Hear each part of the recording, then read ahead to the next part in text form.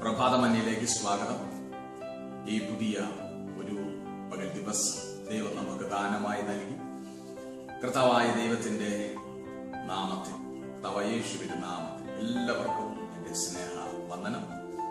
കർത്താവ് നമ്മെ ഈ പുതിയ പകൽ ഒരു അനുഗ്രഹമാക്കി തീർക്കട്ടെ. അല്പസമയത്തെ പ്രഭാതമന്യയിലെ ചിന്തയ്ക്കാധാരമാണ് എഫെസ്യർക്ക് എഴുതിയ ലേഖനം 1-ാം അധ്യായം അതിന്റെ 15-ാമത്തെ വാക്യം നാം ഇങ്ങനെ കാണുന്നു: അത് നിമിത്തം ഞാനും നിങ്ങൾക്ക് കർത്താവായ യേശുവിലുള്ള വിശ്വാസത്തെയും സകല വിശുദ്ധന്മാരോടുള്ള സ്നേഹത്തെയും കുറിച്ച് കേട്ടിട്ട്.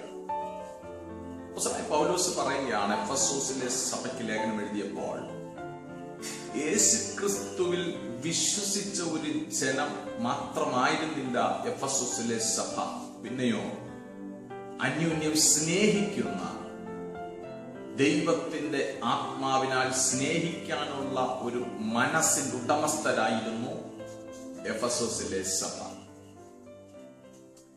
അന്ധകാരവും അനാചാരങ്ങളും നിറഞ്ഞതായ എഫെസോസ് കർത്താവായ യേശുക്രിസ്തുവിനെ രക്ഷിതാവായി സ്വീകരിച്ച് യേശുവിൽ വിശ്വസിച്ച് വേർതിരിക്കപ്പെട്ട ദൈവജനമെന്ന് അവകാശപ്പെടുന്ന സമൂഹം തമ്മിൽ സ്നേഹിപ്പാൻ, സഹോദര സ്നേഹം നിലനിർത്തുവാൻ അവരുടെ അകത്തളങ്ങളിൽ പരിശുദ്ധാത്മാവ് പ്രേരണ കൊടുത്തപ്പോൾ തങ്ങളെ തന്നെ ആത്മാവിന് വിധേയപ്പെടുത്തി സ്നേഹമെന്തെന്ന് സഭയിലൂടെ പുറത്തു കൊണ്ടുവരുവാൻ എഫെസോസിലെ സഭയ്ക്ക് കഴിഞ്ഞു.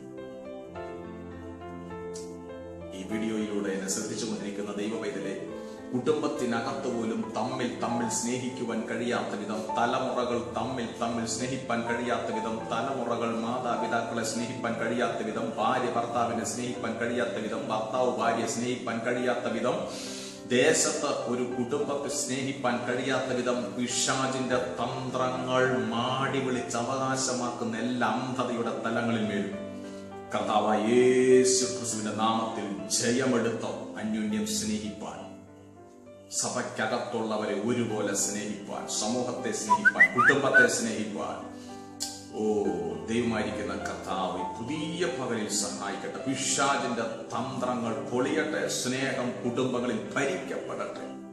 ഈ പുതിയ ദിവസം ദൈവം ഒരു അനുഗ്രഹമാക്കി തീർക്കട്ടെ.